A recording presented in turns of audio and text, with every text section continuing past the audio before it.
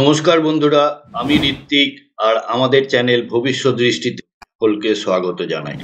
নক্ষত্র নিয়ে যে সিরিজ আমরা শুরু করেছি, আজকে তার 14 নম্বর পর্ব, অর্থাৎ আমরা আজকে আলোচনা করব 14 নম্বর নক্ষত্র চিত্রা নক্ষত্র নিয়ে।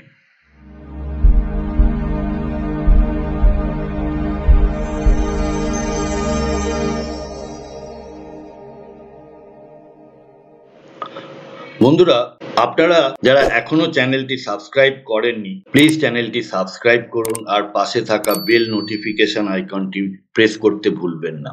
আসুন শুরু করা যাক চিত্রা নক্ষত্র। চিত্রা নক্ষত্র অর্থ উজ্জ্বল, চিত্রিত। অধিপতি গ্রহ হলেন মঙ্গলদেব, দেবতা বিশ্বকর্মা, যিনি সৃষ্টির দেবতা। রাশি কন্যা রাশিতে 1 পদ এবং তুলা রাশিতে 3 পদ। পদ সংখ্যা মোট 4টি। তত্ত্ব তামসিক, গতি চলনশীল। শারীরিক বৈশিষ্ট্যের মধ্যে উজ্জ্বল চেহারা, আকর্ষণীয় চোখ, ব্যক্তিত্বে দৃঢ়তা।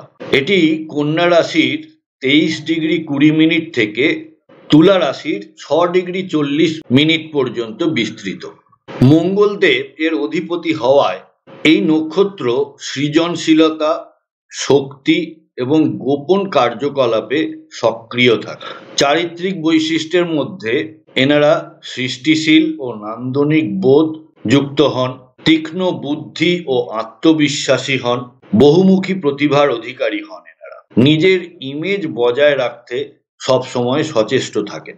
আর নেতিবাচক বৈশিষ্ট্যের মধ্যে অহংকার থাকে এনাদের, অতিরিক্ত পারফেকশনিস্ট হন, সম্পর্কের ক্ষেত্রে জেদি মনোভাব পোষণ করেন। এবার চলে আসি পেশাগত প্রবণতা। এনারা স্থপতি, ডিজাইনার, সিনেমা বা নাট্য, কারুশিল্প, প্রকৌশল এই ধরনের পেশায় সফল হয়ে থাকেন। পরিশেষে ছোট উপদেশমূলক গল্প।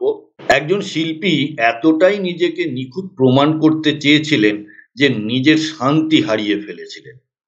এক বৃদ্ধ তাকে বলেন, শিল্প তখনই নিখুঁত যখন তুমি নিজেকে হারিয়ে ফেলো না। তাই আপনার প্রতিভা প্রদর্শন করুন, তবে নম্রতা বজায় রেখে।